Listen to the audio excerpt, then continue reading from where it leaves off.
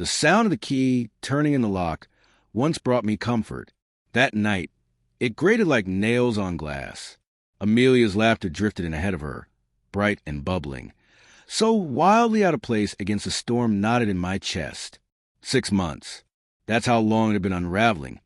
Half a year of late nights at the office, whispered calls taken behind closed doors, excuses stacked neatly one on top of the other. 6 months of my heart splintering until there was almost nothing left. She stepped into the room, still mid-laugh, until her eyes landed on the bed. Her voice caught, dying in her throat. She froze, color draining from her face, one trembling hand rising to cover her mouth.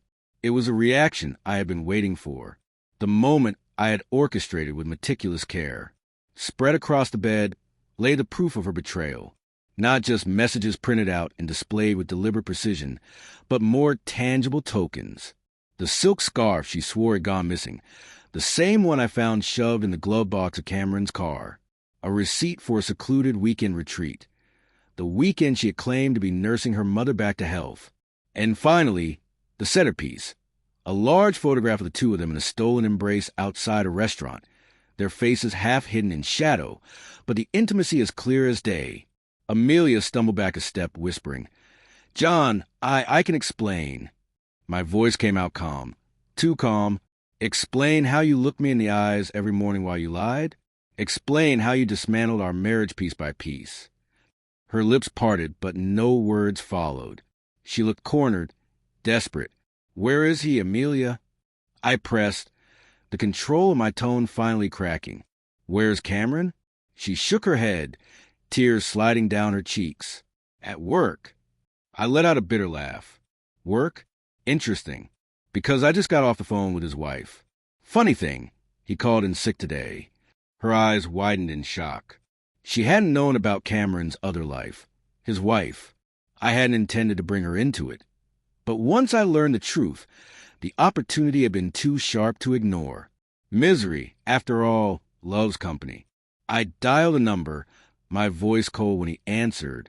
"Cameron, you should come home. There's something you need to see." What followed blurred into chaos. Cameron arrived first, smirking until the scene before him stripped it away. Then his wife walked in, her face pale, fury blazing in her eyes. What erupted between the four of them was anything but civilized. Shouting, tears, confessions, denials. The lies they had woven together unraveled in an instant, leaving only wreckage.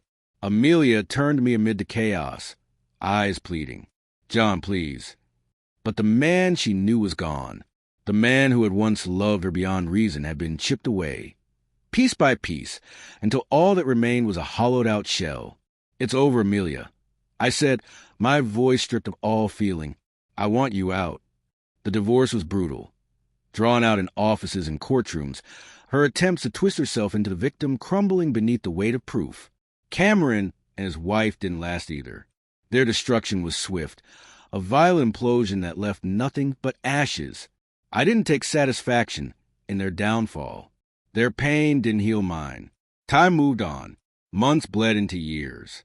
I sold the house, the place where both joy and devastation had lived, and started fresh in another city.